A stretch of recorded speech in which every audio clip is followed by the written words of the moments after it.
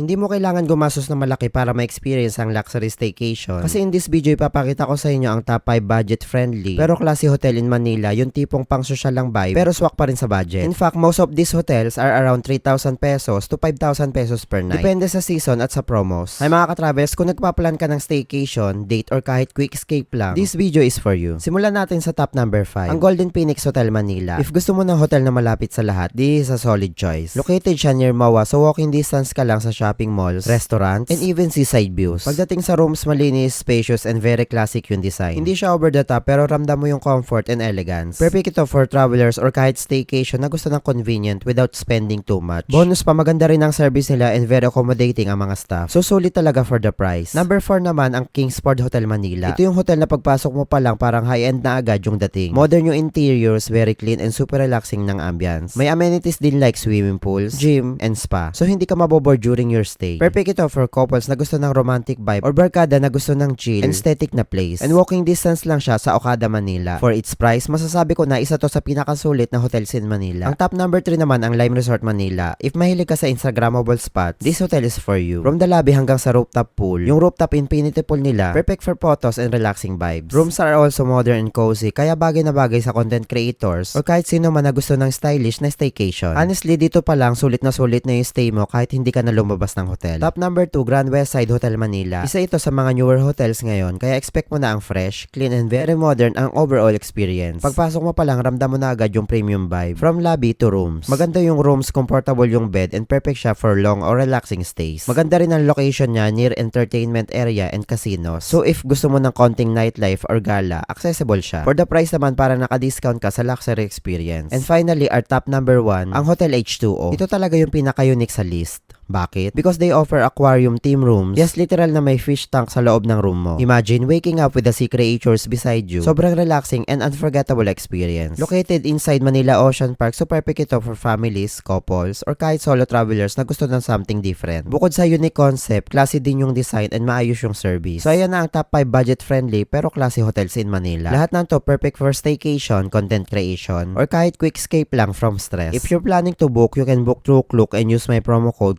Chef Family para sa 5% discount. Enjoy mga ka-travels. Don't forget to follow us for more gala tips.